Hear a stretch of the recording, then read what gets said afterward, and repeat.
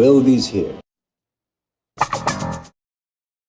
Hey guys, Wilde's here. So apparently I pronounced it wrong in the last video. It's Wilde Tools, not Wild Tools. Either way, we got another one here today. Wilde calls these Cotter pin extractors, but there's quite a few other use cases for them as well.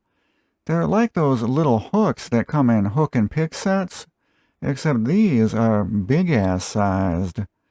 They have two sizes, a 12-incher and a 7-incher.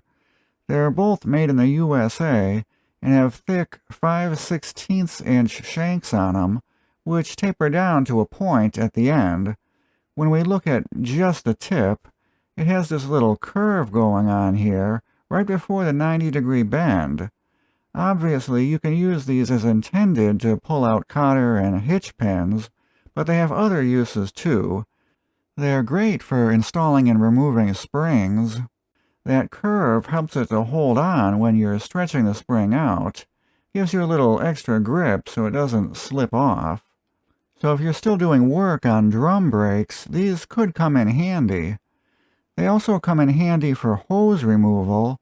Sometimes you got a radiator hose that's fused on, and you need to jam something in there to break the seal so you can remove the hose. With these, you can poke around the edges and kind of dig it in there until it loosens up.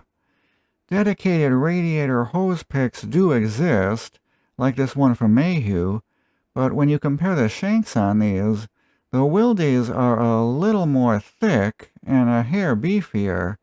I have had cases where there wasn't enough room to get in there with the long tip on the Mayhew, but the shorter Wilde tip was able to get right in.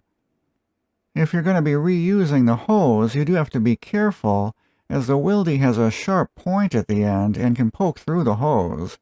But usually if the hose is that dried out and fused on, I'm replacing it anyway.